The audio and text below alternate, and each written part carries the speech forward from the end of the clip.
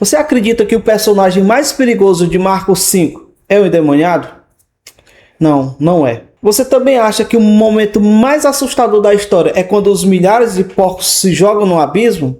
Também não é. O momento mais assustador acontece depois, bem depois, e quase ninguém percebe. Porque o maior problema daquela cidade não era um homem possuído por demônios, era um povo aparentemente normal. E talvez seja exatamente por isso que essa passagem incomoda tanto, porque ela pode estar falando muito mais de nós do que do gadareno. Marcos 5 começa com uma cena caótica. Um homem vivendo entre túmulos, gritando, se cortando, sem controle, sem paz, sem família, sem dignidade. A sociedade inteira havia desistido dele. Tentaram grilhões, tentaram correntes, tentaram força, mas ninguém conseguiu resolver o problema. E aqui existe uma verdade que ainda se repete. Muita gente sabe controlar comportamentos, mas poucas pessoas sabem conduzir outras até Cristo.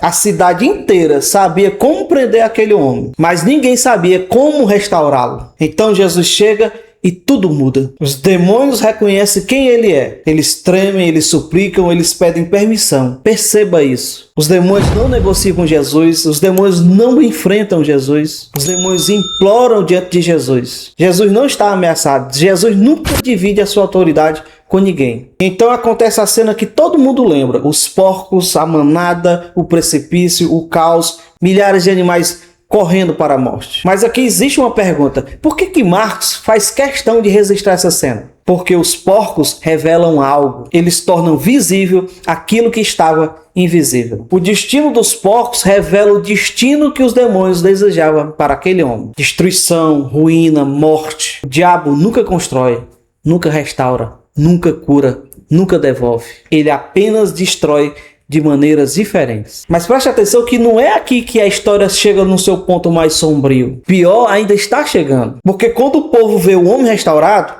eles não comemoram. Quando eles veem um homem no seu perfeito juízo, eles não celebram. Quando eles veem um homem com a vida restaurada, eles não glorificam a Deus. Eles ficam perturbados. Por quê? Porque a libertação mexeu no bolso deles. A restauração daquele homem teve um custo. Então Marcos registra uma das frases mais assustadoras do Evangelho. Eles pediram para Jesus ir embora. Pare por alguns segundos e pense.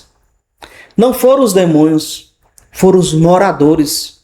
Não foi o inferno, foi a cidade. Não foram os inimigos de Deus, foram pessoas comuns, gente de família, gente trabalhadora, gente aparentemente normal. E mesmo assim, preferiram perder Jesus, porque Jesus estava custando caro demais para eles. E é aqui que a história para de falar deles e começa a falar de nós. Quantas pessoas dizem que amam Jesus, até o ponto que Jesus toque naquilo que elas realmente adoram? Porque é fácil querer Jesus quando ele multiplica pães. Agora é difícil querer Jesus quando ele confronta os ídolos. É fácil querer Jesus quando ele resolve os problemas. Difícil é querer Jesus quando ele exige arrependimento. É fácil cantar sobre Cristo. Difícil é abrir mão daquilo que ocupa o lugar de Jesus. A cidade não rejeitou Jesus por falta de provas que ele era de Deus. A cidade rejeitou Jesus porque preferiram preservar aquilo que eles perderiam se Jesus permanecesse.